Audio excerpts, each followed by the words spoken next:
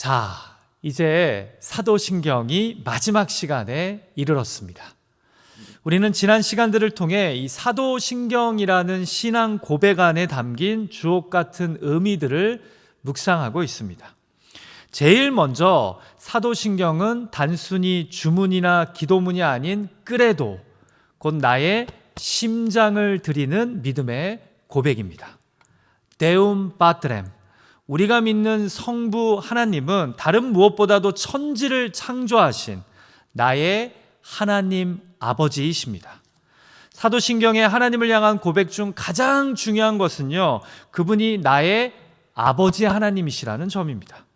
그래서 우리는 어디서나 이 전능하신 아버지를 부를 수 있습니다. 예수님 그리스둠. 우리가 믿고 고백하는 성자 예수님은 하나님의 유일하신 아들, 곧 이 땅에 오신 하나님이십니다. 그는 성령으로 잉태되어 동정녀 마리아에게서 나신 우리 인간을 이해하고 구원하실 수 있는 참된 인성과 신성을 가지신 분이십니다. 크루스픽스스, 우리가 믿는 예수 그리스도는 그 어떤 기사 이적보다 놀라운 우리를 대속하시기 위해 십자가에 못 박히신 우리의 구원자이십니다.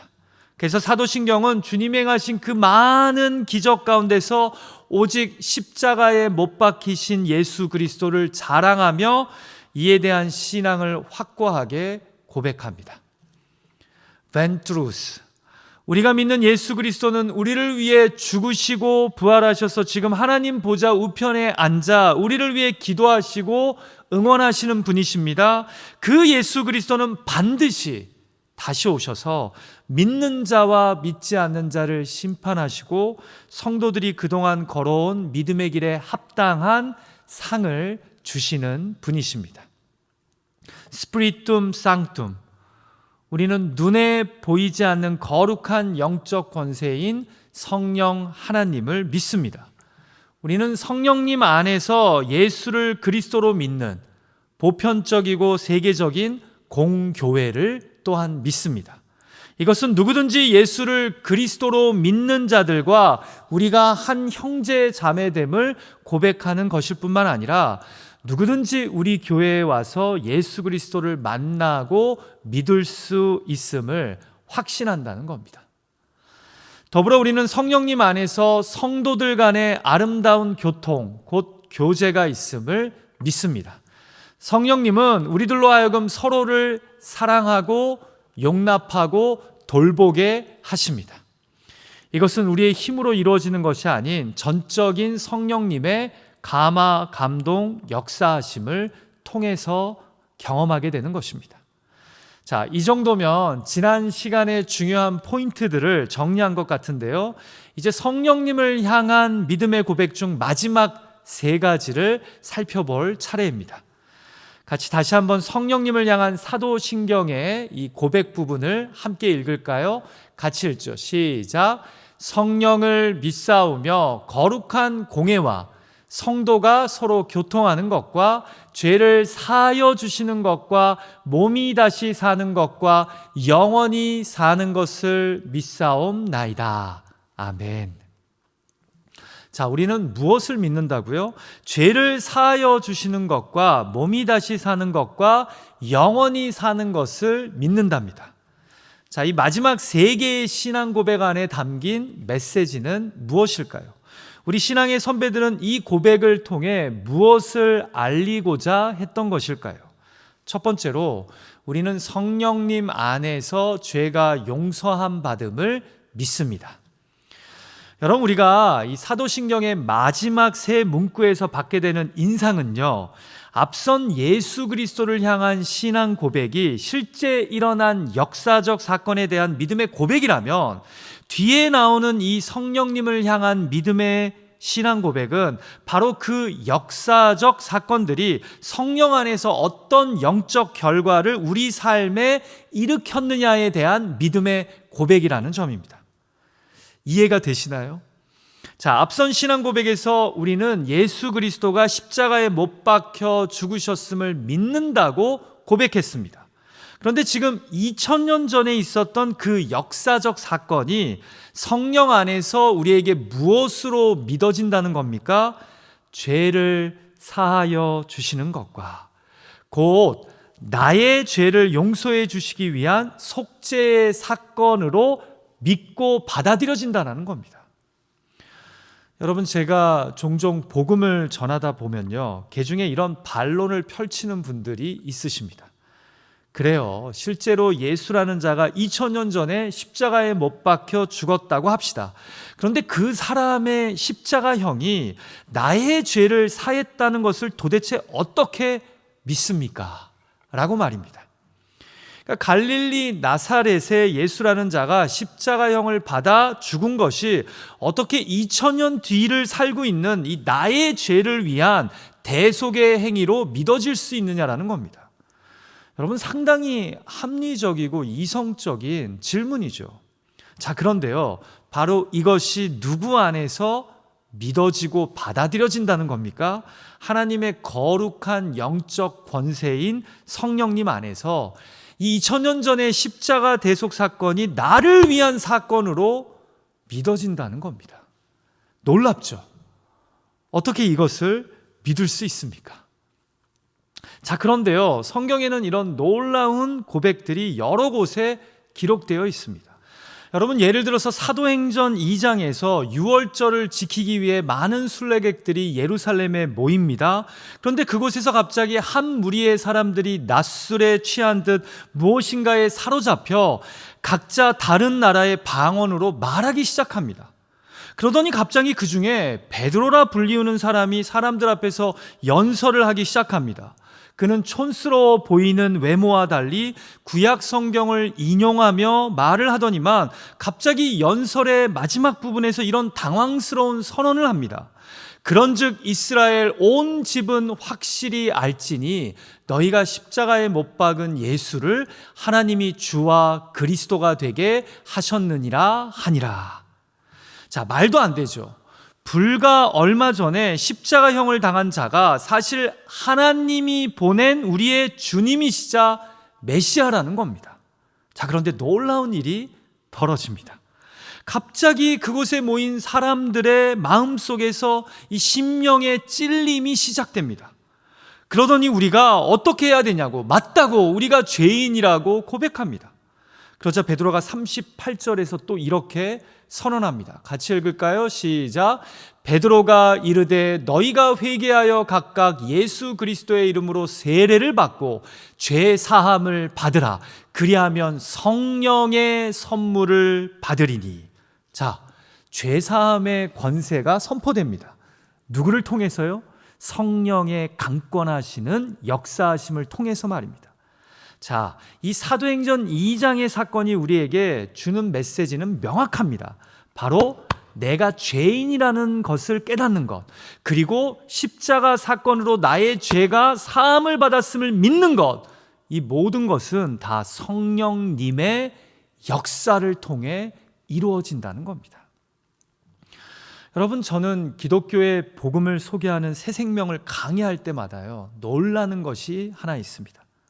처음에는 제가 복음을 전하면서도 참석자들에게 이 복음을 믿으시냐고, 예수 그리스도가 여러분과 하나님 사이의 죄로 인해 단절된 관계를 위해 이 땅에 오셔서 십자가 지셨음을 믿으시냐고, 이 복음을 믿으시는 분은 손을 드시라고, 자리에서 일어나시라고 함께 영접 기도를 할 때 과연 누가 손을 들까, 일어날까, 함께 기도할까 하는 인간적인 의심이요, 제가 새 생명을 처음 강의할 때는 제법 있었습니다.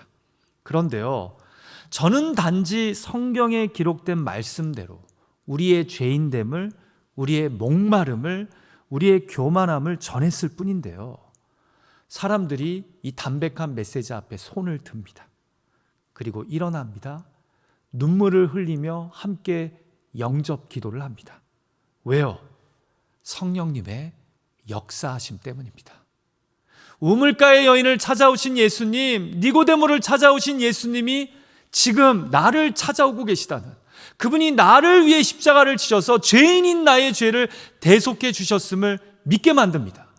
누가요? 하나님의 거룩한 영적 권세인 성령님이 말입니다. 마치 제가 1988년 9월 4일 청계산 기도원에서 나의 죄인됨을 철저히 인정하고 십자가의 예수 그리스도를 나의 구원자와 주인으로 영접한 것과 똑같은 겁니다. 사랑하는 예배자 여러분, 성령님이 아니고서는 내가 죄인인 것도, 예수 그리스도가 나의 죄를 위해 십자가에 못 박혀 죽으신 것도, 또 그분이 나의 구주요 주인이라는 것을 결코 믿을 수 없습니다. 그런데 하나님의 거룩한 영이신 성령께서 감동하심으로, 내 심령을 찌르심으로 감추고 부정하고 싶었던 나의 죄인됨을 인정케 하십니다. 그리고 내가 예수 그리스도의 십자가 대속의 은혜로 용서함 받았음을 확신하게 하십니다. 자기 최면이 아닌 성령의 이 거부할 수 없는 역사하심으로 말입니다. 그래서 여러분, 우리가 사도행전을 보면 예수를 메시아로 믿는다는 것과 성령을 받았다는 것이요, 함께 가는 것을 발견하게 됩니다. 고린도전서 12장 3절에도 나와 있지만 성령이 아니고서는 예수를 그리스도로 구원자로 믿을 수 없기 때문입니다. 이 문구에서 한 가지 더 말씀드리고 싶은 것이 있습니다. 그것은 바로 우리는 죄를 사하여 주시는 것을 믿는 자들이 아니라 죄를 용서받는 것을 믿는다는 점입니다. 여러분, 우리가 사용하는 사도신경은 성령을 믿사오며 하면서 죄를 사하여 주시는 것과 라고 고백합니다. 그런데 새로 번역된 사도신경은요, 나는 성령을 믿으며 라고 시작하면서 나중에 죄를 용서받는 것이라고 번역합니다. 그냥 둘 다 똑같은 표현이 아닌가라고 생각하시겠지만 저는 죄를 용서받는 것에 대한 번역이 더 정확한 신앙 고백이라고 생각합니다. 여러분, 저는 어느덧 우리 교회 안에서 죄사함이 하나의 경구처럼 인식되고 사용되는 것을 경계합니다. 누구나 죄 짓고 누구나 예수 믿으면 다 용서함 받는다는 아무렇지 않은 당연한 일이 결코 아닙니다. 우리는 분명 하나님 없이 내가 내 인생의 주인 되어 살겠다는 죄인들이며, 이 죄는 오직 하나님이 예수 그리스도의 속죄를 통해 용서해 주시는 겁니다. 그러므로 우리는 예수 그리스도를 통해 죄를 용서받는 것을 믿는 것입니다. 어느덧 예수 믿은 지 오래되어서 내가 하나님 앞에 죄인이라는 것, 내가 용서함 받은 자라는 것을 결코 잊지 않는 저와 여러분이 되시기를 주님의 이름으로 축원합니다. 자, 두 번째로 우리는 성령님 안에서 무엇을 믿습니까? 우리는 성령님 안에서 몸의 부활을 믿습니다. 자, 다음 문구는 몸이 다시 사는 것을 믿는다라고 고백합니다. 자, 보십시오. 아까 말씀드린 대로 이 고백 또한 앞서 예수 그리스도를 향한 신앙 고백에서 드러난 역사적 사건이 성령 안에서 우리에게 어떤 영적 결과를 미치는지에 대한 믿음의 고백으로 드러납니다. 앞에서 예수 그리스도가 장사한 지 사흘 만에 죽은 자 가운데서 다시 살아나시며 라고 고백하지 않았습니까? 자, 그런데 이 예수 그리스도처럼 그를 구원자와 주님으로 믿는 우리도 무엇을 한다는 겁니까? 부활한다는 겁니다. 이 몸이 부활한다는 겁니다. 이것을 우리가 성령님 안에서 믿고 소망한다는 겁니다. 여러분, 전에도 말씀드린 적이 있지만 죽음은요, 인간의 근본적이고 가장 고통스러운 문제입니다. 그래서 죽음을 다루지 않는 종교나 철학은 없습니다. 그런데 기독교는 죽음을 이야기하는 종교 중에 가장 탁월하고 돋보입니다. 왜냐하면 죽음을 이기는 부활에 대해 말씀하는 종교이기 때문입니다. 우리는 우리의 죄를 용서하시기 위해 십자가에 못 박혀 죽으신 예수 그리스도만을 믿는 것이 아니라 이 예수가 죽은 자들 가운데서 부활하신 것처럼 우리도 부활할 것을 믿습니다. 자, 그런데요, 여기서 중요한 것이 하나 있습니다. 이 부활한 몸은 이 땅에서의 우리의 모습 그대로 부활한다는 것을 의미하지는 않습니다. 여러분 한번 생각해 보십시오. 우리가 이 땅에서의 모습 그대로 부활한다면 그 부활한 몸은 죽기 직전의 모습일까요? 아니면 30, 40대에 젊고 건강할 때의 몸으로 부활한다는 의미일까요? 아니면 아주 어렸을 때 모습으로의 부활일까요? 여러분, 성경은 우리가 입을 부활의 몸은 옛 육체가 아닌 새 사람에게 어울리는 새 몸일 거라고 말씀합니다. 같이 고린도전서 15장 부활장이죠. 말씀을 한번 읽어볼까요? 같이 읽죠. 시작. 누가 묻기를 죽은 자들이 어떻게 다시 살아나며 어떠한 몸으로 오느냐 하리니 어리석은 자여, 내가 뿌리는 씨가 죽지 않으면 살아나지 못하겠고 또 내가 뿌리는 것은 장래의 형체를 뿌리는 것이 아니요 다만 밀이나 다른 것의 알맹이 뿐이로되. 자, 무슨 말입니까? 내가 뿌리는 씨가 죽어야 거기에서 싹이 나고 자라므로 전혀 뿌렸던 씨앗과 다른 열매를 맺는 것처럼 죽음 이후에 우리가 입게 될 몸은 지금의 몸과는 다른 형태일 거라는 겁니다. 그래서 44절에서 또 이렇게 사도 바울이 권합니다. 육의 몸으로 심고 신령한 몸으로 다시 살아나나니 육의 몸이 있은즉 또 영의 몸도 있느니라. 여러분, 그래서 저는 몸의 부활을 고백하는 사도신경의 이 고백을 이렇게 이해합니다. 먼저는 예수 그리스도의 부활처럼 우리도 죽음으로 끝나는 인생이 아닌 몸의 부활을 기다리며 소망하는 자들이라는 의미일 겁니다. 그러나 더 중요한 것은 내가 몸의 부활을 믿는다는 것은 지금 이 땅에서의 나의 모습과는 다른 훨씬 더 성숙하고 아름답고 존귀한 몸으로 덧입혀지게 될 것을 믿는다는 겁니다. 마치 씨앗이 죽어 아름다운 열매의 형체를 갖게 되듯 지금 내가 이 땅에서는 쓰러지고 연약하고 부족한 육신의 몸을 입고 살아가지만 예수 그리스도의 영광스러운 부활처럼 죽음 이후에는 더 아름답고 존귀하고 성숙한 몸을 입고 하나님 앞에 서게 된다는 것입니다. 더불어 이 고백은 우리가 영혼의 구원만을 믿는 자들이 아니라 육체의 영광스러운 부활을 믿는 자들이라는 의미를 갖고 있습니다. 여러분, 초기 기독교 당시에는 이 육체는 더러운 것이고 영혼은 더 고귀하고 불멸한 것이라고 생각하는 철학적 사조가 아주 팽배해져 있었던 시대였습니다. 그래서 심지어는 영혼은 육체가 없어야 더 잘 된다고 생각하는 사람들이 많았습니다. 그러나 이런 생각은요, 결과적으로 영혼과 육체를 분리함으로 인간 이해에 대해 잘못된 영향을 끼치게 됩니다. 예를 들어 이런 것이죠. 내가 정욕대로 살면서 그 책임을 내가 아닌 이 연약하고 더러운 내가 지금 입고 있는 육체에 다 돌리는 겁니다. 그러나 이런 시대의 기독교는요, 놀랍게도 영혼만큼이나 육체를 소중하고 고귀하게 봅니다. 그래서 영혼의 구원만, 회복만이 아닌 이 육체의 부활과 회복을 신앙 고백하는 겁니다. 결국 이 고백은요, 영혼만큼이나 이 땅에서의 내 육체 또한 소중하고 또한 잘 가꿔야 되는 것임을, 또 종국에는 부활의 몸으로 영광스럽게 덧입혀질 것을 확신하는 신앙 고백인 겁니다. 그래서 기독교는요, 육체를 영혼만큼이나 소중하게 여깁니다. 내 영혼을 잘 가꾸는 것만큼 내 육체를 잘 가꾸고 더러운 것으로부터 지켜야 됨을, 성화되어져야 함을 강조한다는 겁니다. 이것이 바로 몸이 다시 사는 것을 믿는다는 신앙 고백 안에 담긴 매우 중요한 신학적인 의미인 것입니다. 자, 마지막으로 우리는 성령님 안에서 또한 무엇을 믿습니까? 우리는 성령님 안에서 영원한 삶을 믿습니다. 마지막 고백이죠.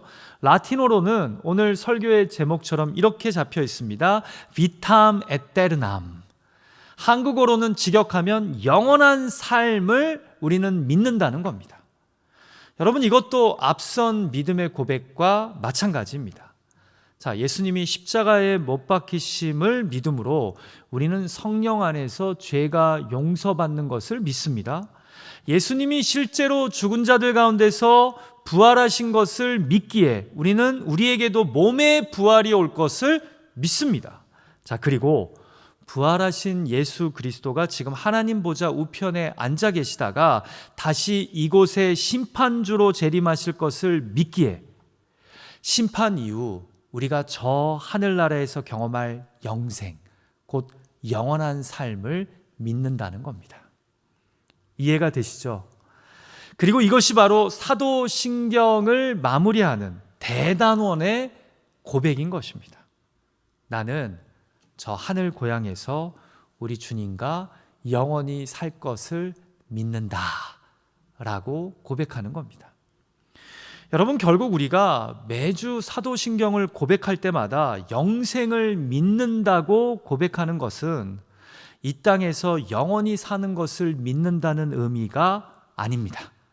바로 저 하늘나라에서의 영원한 삶을 믿는다는 겁니다. 그런 의미에서 이 마지막 두 고백인 몸이 다시 사는 것과와 영원히 사는 것은요, 다 소망적인 믿음의 고백을 가지고 있습니다. 생각해 보십시오. 주전 2세기 초대교회 당시 기독교 신앙을 고백하며 세례를 받았던 자들에게 이 신앙이란 핍박과 박해를 감수해야 하는, 생사를 좌우하는 신앙이었습니다. 그럼에도 로마 제국 내에서 이 기독교 신앙이 급속도로 전파된 것에는 이유가 있었습니다. 바로 이 땅에서는 연약하고 넘어지고 늙어가는 육체이지만 죽음 이후에는 부활의 영광스러운 몸과 영혼으로 우리가 회복될 것이기에, 또 이 땅에서의 삶이 끝나도 우리에게는 저 천국에서의 영원한 삶이 있기 때문입니다. 그래서 이 기독교 신앙을 믿는 자들은 죽음을 두려워하지 않았습니다. 영원한 삶을 믿는 자들에게 죽음은 결코 신앙을 포기할 이유가 되지 않았기 때문입니다.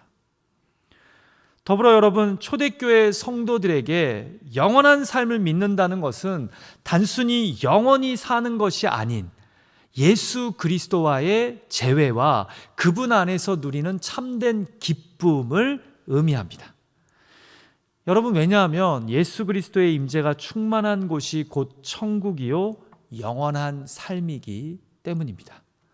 그렇게 예수 그리스도와 함께하는 영원한 삶을 성령 안에서 기다리고 소망하며 그리스도인들은 이 땅에서의 삶을 믿음으로 살아갔던 것입니다.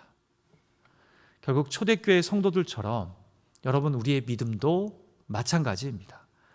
우리가 나는 성령 안에서 몸의 부활과 영원한 삶을 믿습니다 라고 고백할 때마다 우리는 우리 삶의 종착지가 이 땅이 아닌 예수 그리스도의 임재가 충만한 새 하늘과 새 땅임을 고백하는 겁니다. 그래서 이 소망을 붙잡고 이 땅에서의 삶을 끝까지 땅의 사람이 아닌 하늘의 시민으로 살아가겠다고 고백하는 겁니다. 왜냐하면 이 땅에서의 삶이 끝나면 우리에게는 저 천국에서의 예수 그리스도와의 영원한 삶이 주어질 것이기 때문입니다. 사랑하는 예배자 여러분, 우리가 좋아하는 찬송가 305장 나 같은 죄인 살리신 이라는 찬양의 마지막 3절과 4절이 떠올려집니다. 저는 이 가사가 우리가 이 땅에서의 삶을 마치고 살아갈 그 영원한 삶을 매우 아름답고 생생하게 묘사해 준다고 생각합니다. 들어보십시오. 이제껏 내가 산 것도 주님의 은혜라. 또 나를 장차 본향에 인도해 주시리. 거기서 우리 영원히 주님의 은혜로 해처럼 밝게 살면서 주 찬양하리라.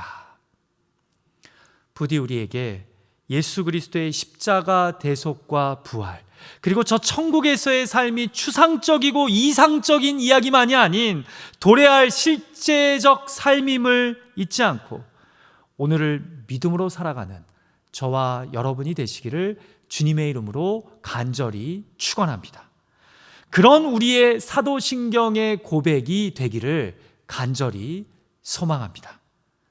자, 이제 사도신경 강해를 마무리하며 그동안 주셨던 이 신앙 고백의 은혜들을 되새기며 같이 마음 모아 우리의 신앙을 새로 번역된 사도신경으로 고백했으면 합니다. 우리 괜찮으면 다 예배드리는 그 자리에서 한번 일어나실까요? 그리고 함께 이 사도신경을 고백했으면 합니다. 같이 고백하죠. 시작. 나는 전능하신 아버지 하나님 천지의 창조주를 믿습니다. 나는 그의 유일하신 아들 우리 주 예수 그리스도를 믿습니다. 그는 성령으로 잉태되어 동정녀 마리아에게서 나시고 본디오 빌라도에게 고난을 받아 십자가에 못 박혀 죽으시고 장사된 지 사흘 만에 죽은 자 가운데서 다시 살아나셨으며 하늘에 오르시어 전능하신 아버지 하나님 우편에 앉아 계시다가 거기로부터 살아있는 자와 죽은 자를 심판하러 오십니다. 나는 성령을 믿으며 거룩한 공교회와 성도의 교제와 죄를 용서받는 것과 몸의 부활과 영생을 믿습니다. 아멘. 이 고백이 마지막에 아멘이라는 고백으로 끝이 납니다. 나도 동의합니다. 실로 믿습니다. 그렇게 우리 신앙 선배들의 신앙 고백을 나의 믿음의 고백으로 삼고 이 땅을 살아가다가 저 하늘 고향에서 우리의 주인 되신 예수 그리스도와 영원히 함께 사는 저와 여러분이 되시기를 주님의 이름으로 축원합니다.